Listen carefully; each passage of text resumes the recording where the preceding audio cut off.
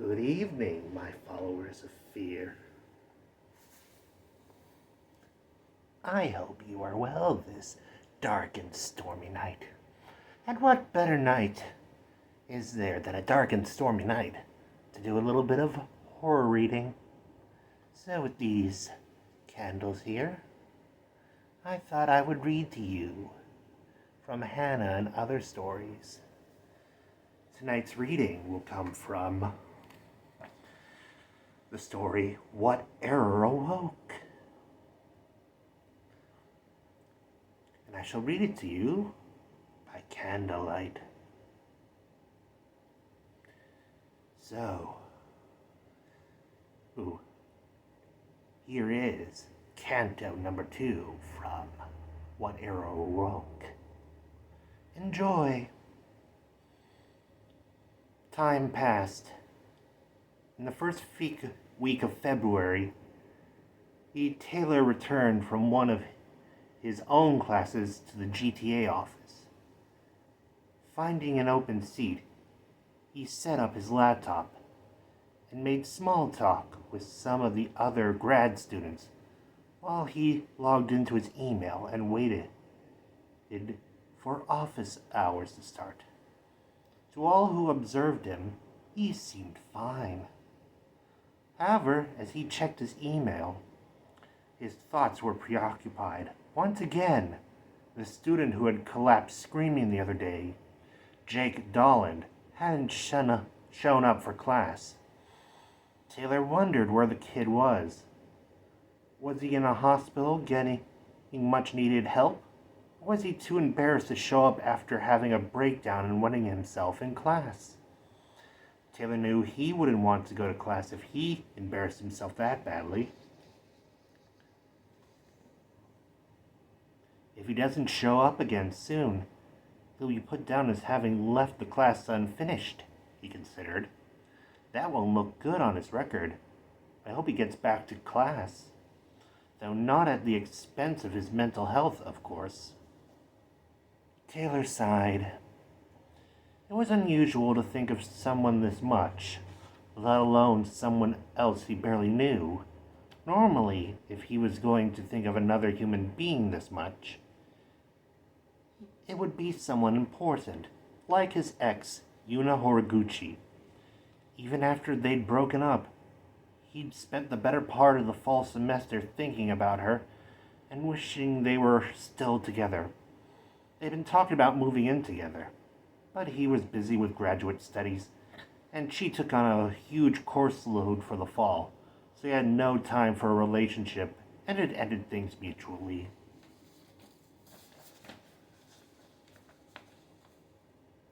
Still, they'd been good together. Really good. So good that a part of him had hoped something would bring him and Yuna back together again. He'd rather think the possibilities of that occurring rather than Jake Dolan and his freakout the other day. "Excuse me, Mr. Moulton Reed," said a voice at the door. "May I speak to you?" Taylor turned around. Standing in the doorway was Jake Dolland. "Oh, Jake," Taylor cleared his throat. "It's been a while. I've been worried about you." Dolland smiled dimly. "I understand I made a bit of a mess in your class. Sorry about that." "Oh, it's no problem. Think nothing of it. More importantly, how are you? You feeling all right?"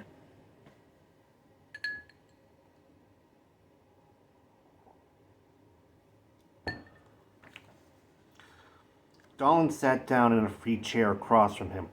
"I'm fine, for someone who had repressed memories suddenly brought back to the surface." "Repressed memories?" Dolland nodded. "Yeah, the story we were reading. Fairy Princess or whatever? Fairy Queen? Yeah, that. The story brought back some things I'd forgotten, and they literally scared the piss out of me." Taylor's eyebrow rose on his forehead. The first book of the Fairy Queen brought back repressed memories?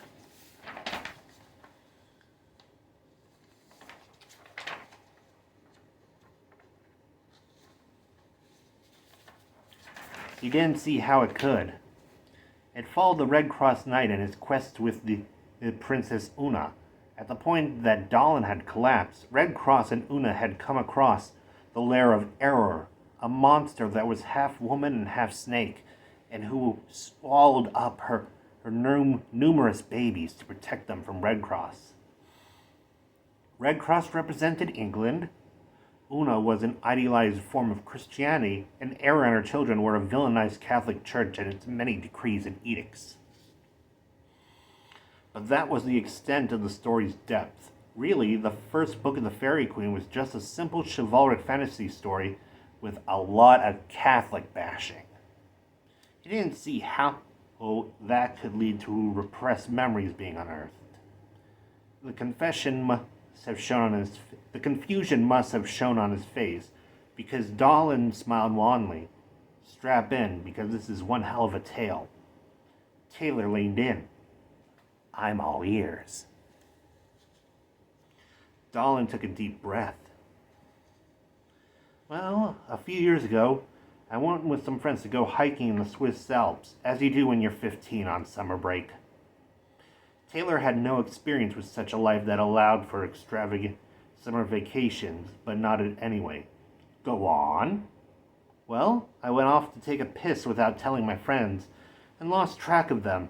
Even worse, I somehow also lost track of the path, and my buddy had the map. I had no idea where to go, so, like an idiot, I just kept walking around trying to find my friends or the path or both. In other words, you got lost. Yeah, but that's not the worst of it. Because you see, when I had to go piss again, I went behind a tree and did my business. And as I was zipping up my pants, the ground collapsed under me. The next thing I knew, I'd fallen into an underground cave system. Taylor nodded. He was starting to see a connection between the Fairy Queen and Dahlan's experience. After all, Errour herself lived in a cave in the middle of a deep forest. He was still unsure how that led to repressed memories, though. Well, the fall knocked me off, but I'm not sure for how long. My watch broke in the fall. All I know is, when I came to, I could see the stars through the hole I'd made. I tried to climb out, but the walls were too steep. Still, my flashlight worked. I didn't have any other options, so I followed the cave system to where it would lead me.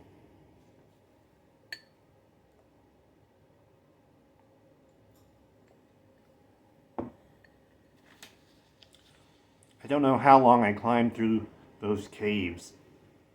Could have been hours or could have been days. I had the oddest sensation of time moving funny. Though I'll be damned if I can explain to you how I felt that. All I know is by the time I made it out of there, I could see sky again. My flashlight's battery was running low on power. The kid shivered.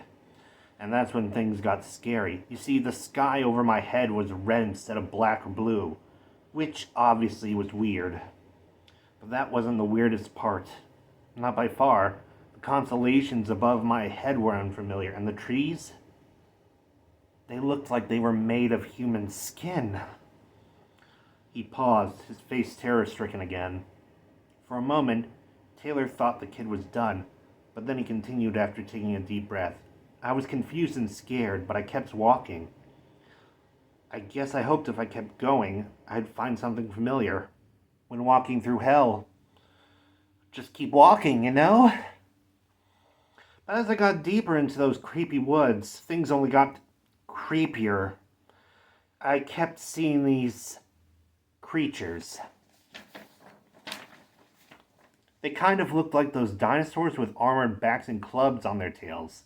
The ankylosaurs. Except they were 12 feet tall, covered in all this shaggy black fur, and had these sharp-looking spines on their back. Their tails were 20 feet long and prehensile. I watched one wrap around a small animal like a python, twist around and feed it to the head. Oh, and their heads! They resembled bulls with curved horns and yellow eyes with horizontal pupils. Weirdest things I've ever seen. Thought the monsters were going to eat me, but they just kind of ignored me and kept going wherever they were going. And after a while, I noticed they were heading in the same direction I was, which was a clearing. And there was this thing, this giant monster in the center of the clearing. God, it was terrifying. The thing was taller than a skyscraper and could wrap its body twice around a football stadium. It had a huge body like a snake, and every inch of it was covered in mouths and tentacles of these birth canals and udders, I guess. Creatures kept coming out of the canals, and they sucked on the udders. Some of those creatures looked like the ones I'd seen walking through the woods, while others were like nothing I'd ever seen before. And every time the big monster moved, some of the smaller monsters were absorbed back into the big monster. The ones that couldn't get away fast enough, that is. Taylor stared at the kid. He can now see how Dolan could connect Errour to this monster. A big snake-like creature that both birthed out and swallowed up its terrifying-looking children. Perhaps to the kid, the description of the former was enough to awaken his memories of the latter.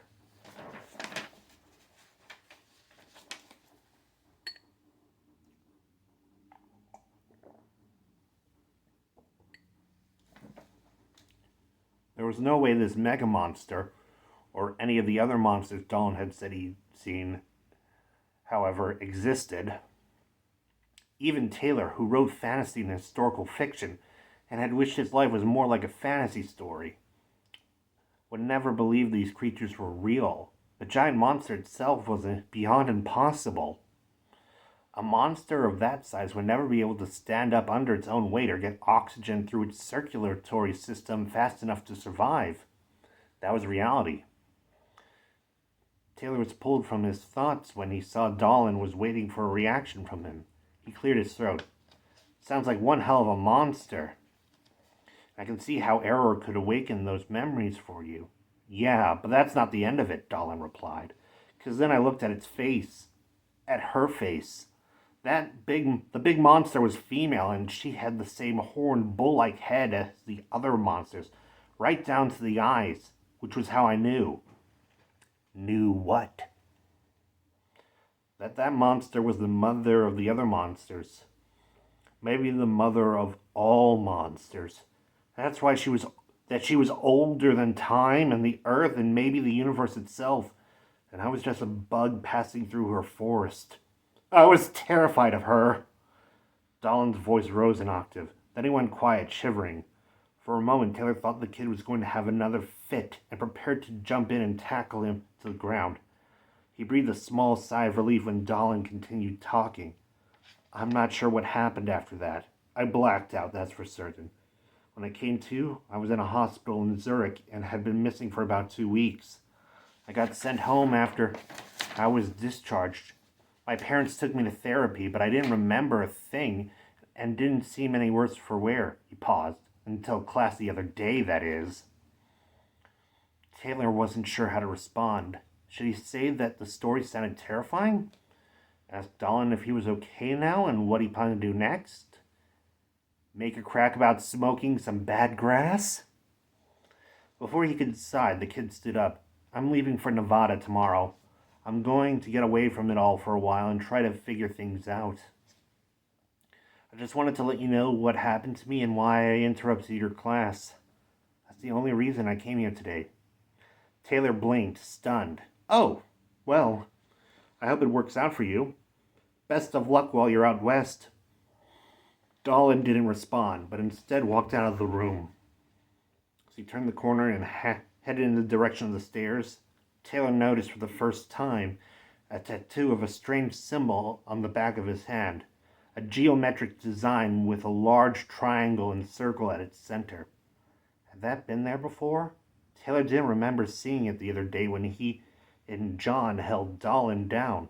For some reason, the new tattoo left him feeling unsettled.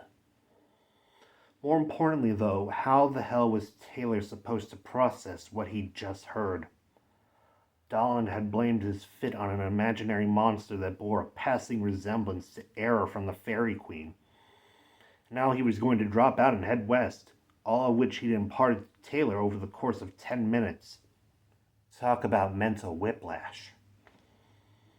Should I tell this story to someone? He wondered, before shaking his head. Nah, they'd laugh and tell me I'd come up with one hell of a whopper. Even if I mentioned Donald had told me the story, they'd still say I'd made it up. In any case, he might not want me sharing it with people. I better respect his privacy, even if he might be crazy, or just remembering a bad trip. One of his students walked into the GTA office with one of the textbooks under their arm. Glad for the distraction, Taylor greeted the student and asked what he could do for them. After discussing the upcoming midterm, Taylor was able to store away Don's crazy, repressed memories into a drawer at the back of his mind. It's just a crazy story, nothing more. Why should he let it bother him any further? And that, followers of fear, was part of what Errour woke from Hannah and Other Stories. If you liked that and you want to know what happens next, you can pre-order a copy of Hannah and Other Stories. I will leave a link in the description and in a pinned comment. I really hope you enjoyed this reading on a dark and stormy night. And until next time, my followers of fear, good night and pleasant nightmares.